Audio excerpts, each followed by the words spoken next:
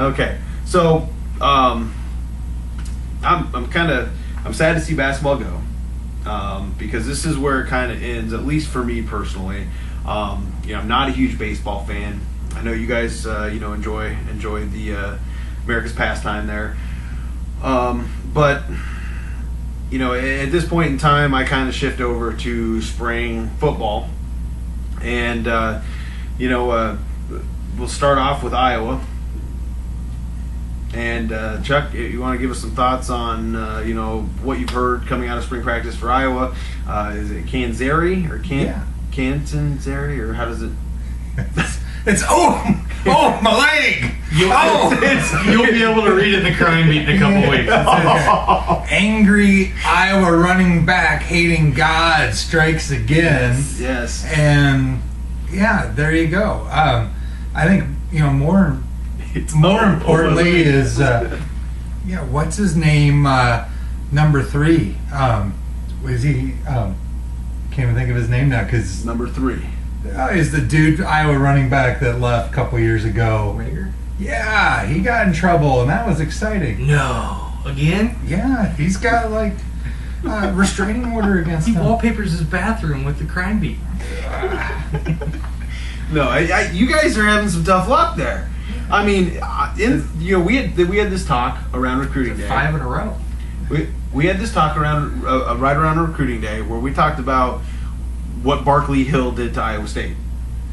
Every single day, it looks like Barkley Hill made a better and better decision because he might be playing right away.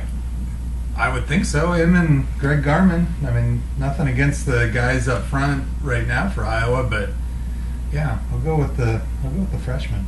Okay. And so, what did you think about I guess if you want to call it, the grumblings that's going on about Frientz's contract or yearly pay compared to Brian Frentz, the son, on offensive line compared to some of the other. I've gotten into some great Facebook fights about this. Good. Well, then you know what, Chuck? Let us have it. The same guy that says it's illegal to have Brian Frentz, he's also telling me today on Facebook that all of the moon landings are fake. He's also saying that some dude who has no archaeological experience at all has found Noah's Ark. And it's all, he's got all these great things. And he is fired up about how there's nepotism. Well, Brian Frentz wasn't hired by his dad. It was signed off by the Board of Regents. Enough said. Okay. Anyone can have that job if he applied and he went through the interview process and it was deemed legit. I'm going to leave it at that. Okay. And he's making money and good, and he's got to earn his keep. Now, if the offensive line stinks, then is actually he's in a bad position in my opinion. First, he lost a lot on the offensive line. Yeah. Secondly, the offensive line basically is hammered on whether or not they can open holes and the running backs can get anywhere, and if you can protect the quarterback. Can they protect the quarterback? Potentially. But they're at a disadvantage from the lack of depth and lack of experience at running back. They may open a hole, and the running back doesn't even take it. You know what I'm saying? So it may look like they're not doing their job, but it might be on the running back. So he's in a tough spot. Absolutely. No, and it puts pressure on the whole staff. Offensive coordinator, you got the new guy coming in. Yep. We're going to run a lot of bubble screens this year, and it'll be interesting. It'll be an interesting year in Iowa football. Probably 7-5. Well, probably not too much different than was it 05 and 06 where it was just kind of a down, and then all of a sudden they went and hit 08 and then took off. Okay. 07 was the year they didn't hit a bowl game. Now I'm thinking to Western Michigan. Now I'm not saying they're not going to hit a bowl game this year, but I think it's going to be one of those years where you just don't know what you're going to get going into it, and then it's either going to turn up or down, but it's not going to be a level experience. I think it'll be your typical old Iowa State football in Iowa City, where you're going to have some games that you should win that you lose, and you're going to have some games that you should win or should lose and you win. Sounds like Iowa basketball this year. There you go. Speaking of Iowa basketball, we'll just quickly any thoughts on the NIT or what? Thank you for 4 years, Matt Gatens. Yes, Matt Gatens. I appreciate what you did as well. I'm a big fan of yours. So shout out to you. Good Yeah. call. Good call. Wanted to get that in. Yeah. Yep. And he was at Merle Hay Mall last night, Hey. signing autographs as well. So even he did his due diligence to get out there and help support the. Sure, all 42 people that still go to Merle Hay Mall were excited to see him there. I live right by it and didn't know it was still open.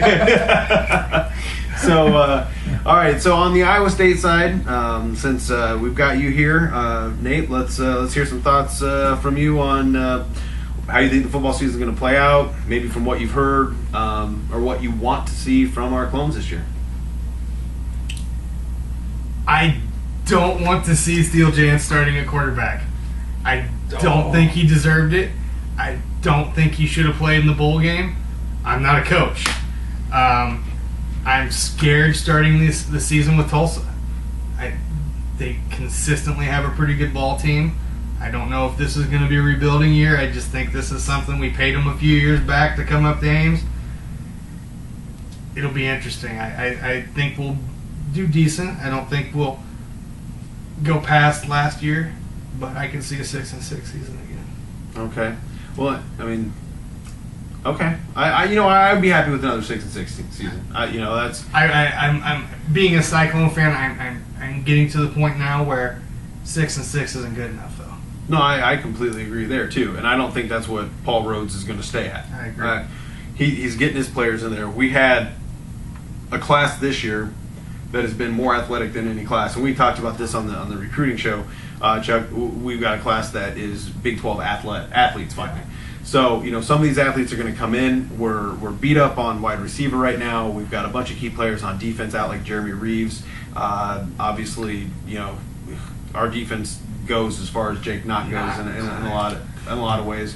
And Knott's healing his shoulder, which let the guy heal his shoulder. The guy's a beast who goes and takes his shoulder out twice in a game, puts it in himself twice in a game, and still goes out there and finishes the game. So heal up, Knott. So right now we've got some roughed up people. In terms of the quarterback controversy, let the best man win. They've both proven they can win, and it's just a matter of if this was a Barnett show right now, does Barnett get a whole bunch better? Or if this is a competition, does he get better than what he would if he was already named starter? And I will step back on be my devil's comment. advocate. I will step back Be on my devil's comment. advocate. It's not that I don't like Steele Jans. He won big games for us last year, but I also have to put in perspective to me, he'd only played 1 year of quarterback before last year. And then jumped from, College of San Francisco to Division I Big 12 football and played some big teams. Yeah, no, there was an adjustment. And he did win us some games. He did. So I'm saying right now, I like to see the battle go. I don't think Sam Richardson's going to be in it. The guy's just a freshman. You've got too much experience in the other two. I mean, unless the guy was some, Under Armour All-American guy who was being recruited by every big school, we ended up getting him. It's going to be tough to start over a combo like Jansen Barnett. They both prove that they can play. I'm not a fan of the switch in games. I don't want to see us do that at all. However, I do want to see the coach sit there and say these guys battled for 3 or 4 months, and this is who I thought was better. And I trust Paul Rhodes to make that decision. And I do as well. So, little thoughts on the quarterback controversy. I will say, it is nice being a Cyclone to have that. It is. It's always been, we get Todd Doxson or Todd wasn't terrible, or Chris Peterson. Yeah, it's you don't know, and it's always an excitement coming into the Tulsa game. And September it gives 3rd. Yeah, I'm not sure what it is, but it gives people like us something to talk about as well. Absolutely. Iowa doesn't have that. They've got Vanderbeek or Vander. I was about to say Vanderbeek because he is the tallest quarterback ever to play the game. No, I was thinking about him because of the Iowa energy. He needs a haircut, by the way. He does. Yeah, he does. But yes, Vander. Come on, Iowa. Vander. Come on, I know. I'm having fun here. Vander. Why am I having this problem today? Because we've been concentrating on basketball for a couple months. It has been a long time. Yeah. Vandenberg. Sorry. There you go. Yeah. No, I I know. can tell you where the kid went to high school, but don't ask me what his name was. But yeah, that's the problem. But no, I mean, obviously Vandenberg's going to be your starter. Yeah. And so you guys don't have that controversy, which is also kind of a nice thing to have as well. But, Nate makes a good point. I like knowing we have 2 quarterbacks that could legitimately take this team someplace. Okay. So, if one of them get injured, we don't have a huge drop-off, which a lot of schools have to go through. We So don't have a wide receiver coming in to throw the ball. yes, correct. Tiller, I believe you were talking about. Yes. So anyway, I heard he's doing well at wide receiver. But